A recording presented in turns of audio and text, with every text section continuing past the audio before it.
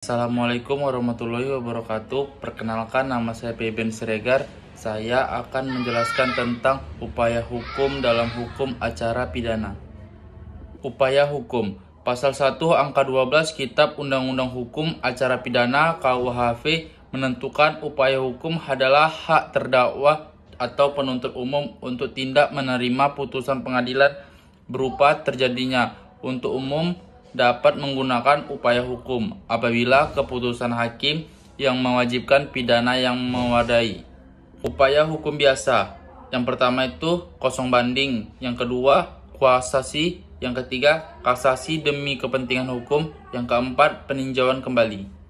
Upaya hukum banding. Pengertian yuridis terhadap banding ternyata tidak ditemukan dalam perundang-undangan, termasuk juga KUHP memberikan penjelasannya. Andi Hamzah menyatakan bahwa banding adalah hak terdakwa atau penuntut umum untuk menolak putusan pengadilan dengan bagian untuk meminta pemeriksaan ulang oleh pengadilan yang lebih tinggi, serta untuk menguji ketetapan penerapan hukum atau putusan pengadilan tingkat pertama. Pada dasarnya, upaya hukum banding diatur dalam bab bagian kesatuan pasal 233 sampai dengan pasal 243 KUHP. Upaya hukum banding. Putusan pengadilan tingkat pertama yang tidak dapat diajukan banding sebagaimana dimaksud dalam pasal 67 KUHP adalah A. Putusan bebas, B. Putusan lepas, C. Putusan acara tepat. Putusan pengadilan tinggi dalam perkara banding dapat berupa: yang pertama, merugikan putusan pengadilan negeri baik berupa menguatkan putusan pengadilan negeri. Yang kedua, mengubah atau memperbaiki amar putusan pengadilan negeri dengan cara perubahan atau perbaikan kualifikasi tindak pidana, perubahan atau perbaikan mengenai barang. Yang ketiga, membatalkan putusan pengadilan negeri.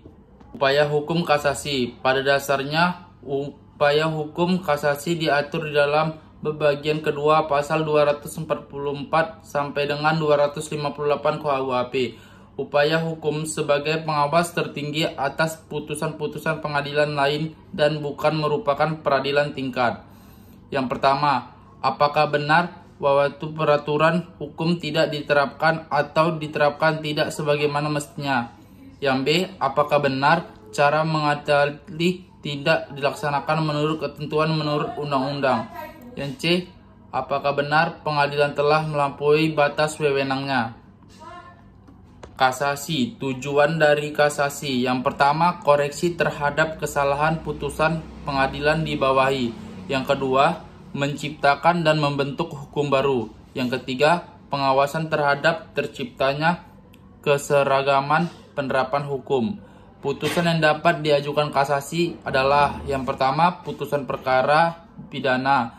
Yang kedua, putusan bebas. Yang ketiga, putusan Mahkamah Agung dalam perkara dapat berupa menyatakan kasasi tidak diterima, menolak permintaan permohonan kasasi, mengabulkan permohonan kasasi. Kasasi dalam kepentingan umum. Andi Hamzah dalam bukunya Hukum Acara Pidana Indonesia menyatakan sebagai upaya hukum luar biasa, kasasi dan kepentingan hukum ialah untuk mencapai kesatuan penafsiran hukum oleh pengadilan. Kasasi demi kepentingan hukum diajukan jika sudah tidak ada upaya hukum biasanya yang dapat dipakai. Pasal 259 ayat 1 KUHP menjelaskan pemeriksaan kasasi demi kepentingan hukum berlaku terhadap semua putusan yang telah memperoleh Mahkamah Agung, dan putusan kasasi demi kepentingan hukum tidak boleh merugikan pihak yang berwenang. Upaya hukum peninjauan kembali putusan pengadilan dapat memperoleh kekuatan hukum tetap diatur dalam pasal 263 hingga 269 KUHP. Ketentuan pasal 263 ayat 1 KUHP menentukan bahwa terhadap putusan pengadilan yang telah memperoleh kekuatan hukum tetap, kecuali putusan bebas terpidana, pemerintah peninjauan kembali kepada Mahkamah Agung. Upaya hukum peninjauan kembali. A. Apabila terdapat keadaan baru yang menimbulkan dugaan kuat. Yang B, hal atau keadaan sebagai dasar dan alasan putusan yang dinyatakan telah terbukti bertentangan dengan satu yang lain. C, apabila putusan itu dengan jelas memperlihatkan suatu kehilapan hakim atau suatu ketentuan yang dicaranya. D. Perbuatan yang didakwakan telah dinyatakan terbukti, akan tetapi tidak diikuti oleh suatu pemidanaan. Dalam hal Mahkamah Agung berpendapat bahwa permintaan peninjauan kembali dapat diterima untuk pemeriksa berlaku ketentuan sebagai berikut. Yang pertama, apabila Mahkamah Agung tidak membawa atasan permohonan, Mahkamah Agung menolak permintaan peninjauan kembali dengan menetapkan bahwa putusan yang dimintakan peninjauan kembali itu tetap berlaku disertai di luar pertimbangan. Yang kedua, apabila Mahkamah Agung membenarkan alasan permohonan, Mahkamah Agung menambahkan putusan yang diputuskan peninjauan kembali itu atau menjatuhkan putusan yang dapat berupa: yang pertama, putusan bebas; yang kedua, putusan lepas dari segala tuntutan hukum; yang ketiga, putusan tidak dapat menerima tuntutan penuntut umum; yang keempat, penuntut dengan menerapkan ketentuan hukum pidana di luar negeri.